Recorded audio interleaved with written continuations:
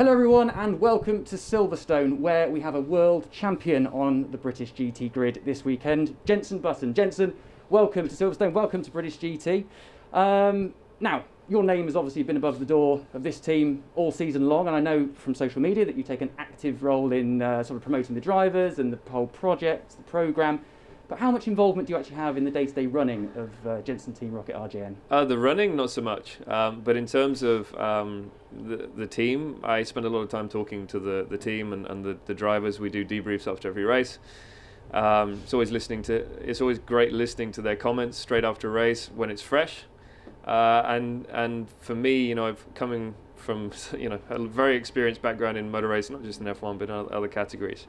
I can understand them better than maybe even engineers can, because there is that language that we have as drivers that some engineers get and others don't, and that relationship between engineer and driver is very important. So it's great to jump in to really listen to them all talk and get a bit of an idea of how the dynamic is working within the team with the drivers and engineers. So it's been a great year for the team.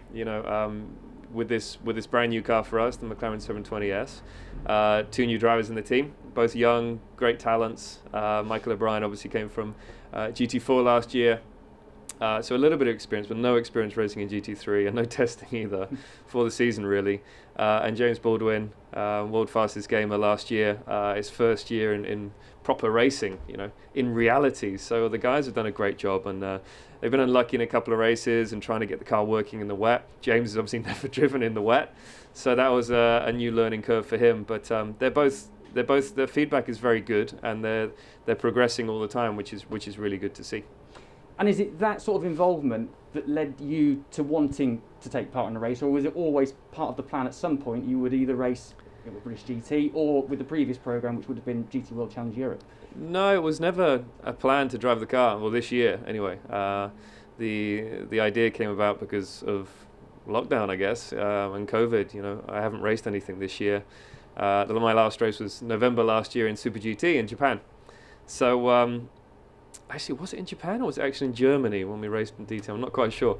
But yeah, so it's been a long time since I've turned a wheel in anger. So for me, I need to get out on track.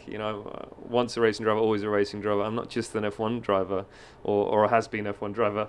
I'm a racing driver. So whatever I see, I want to drive and push the limit. So I called Chris up and I said, do you reckon we can make this happen, get in a second car? And we spoke to McLaren. There was the possibility of using their test car.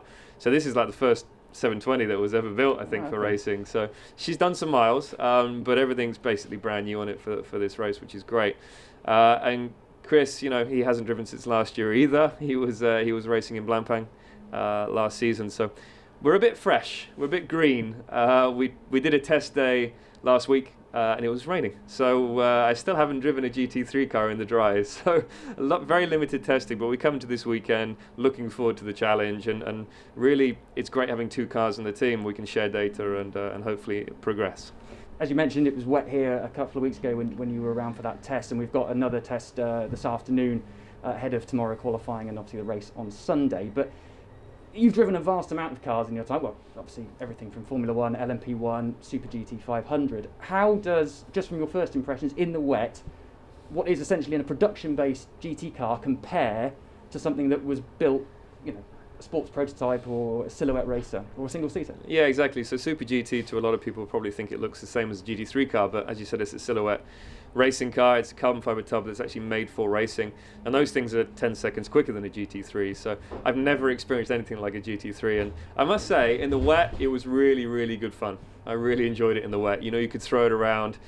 Stow was awesome.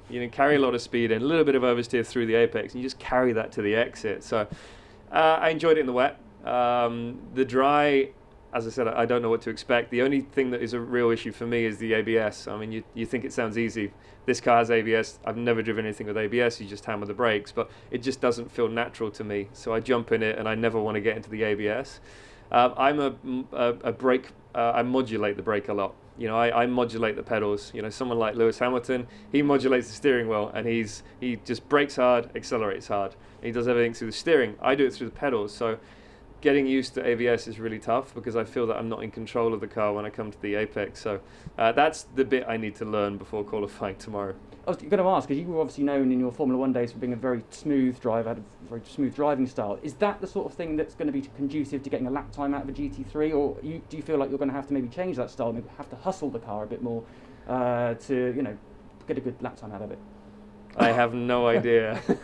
I think you can overdrive the GT3 car, and especially the McLaren, listening to our guys from previous races. But I don't know at what point is overdriving. So that's something again I need to learn. And it's a new experience, and I'm all for new experiences.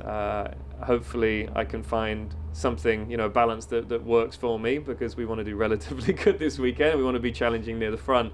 So no, I'm really looking forward to the experience, and today I'll probably get 8 laps, and then we have 2 hours before qualifying, which I'll get an hour of because I've got a teammate. So not a lot of time to learn, but still super excited. And do you take on board the stuff that James and Michael feed back to you as well? Because obviously you've got a vast amount of experience, but not in a GT3 car. They've not got a lot of experience full stop, but all of it is in GT cars. Will you take on board their data and look at what they're doing and think, I could be doing that as well, and actually improving from it?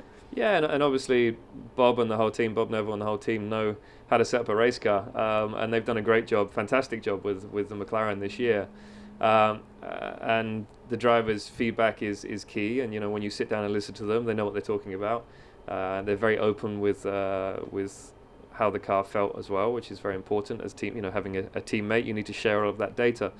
So yes, definitely listening to them, and certain things in the car will be kind of similar to their car, even today.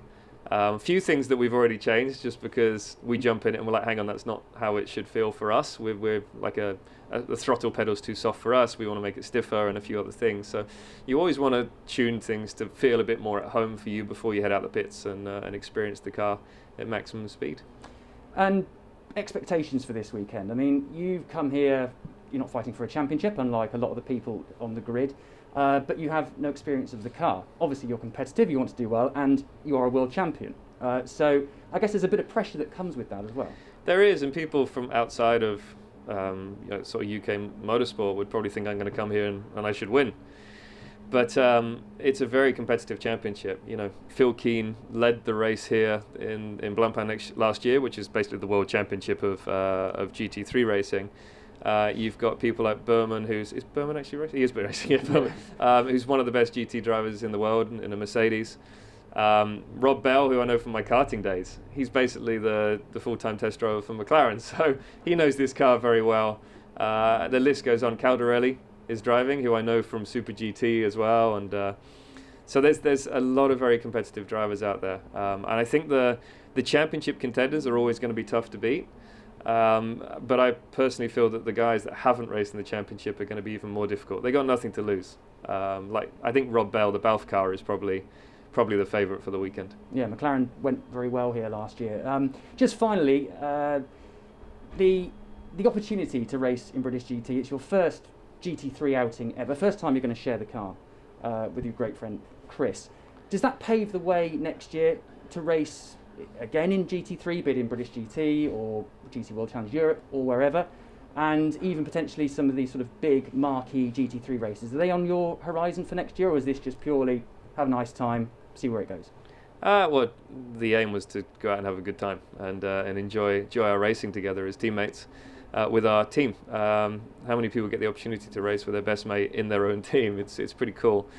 In terms of the future, I would never be able to do a full championship in either the European Championship or the British Championship, because I live in America, my family's in America, and I have other things that I'm doing in terms of work. One with Sky Sports F1 and other things that I'm an ambassador for and what have you. So my time is quite limited, and I don't think I could get a pass to do a whole championship from the missus in the UK, which is a shame. But it is what it is, and I'm still going to jump in and try different things over the years.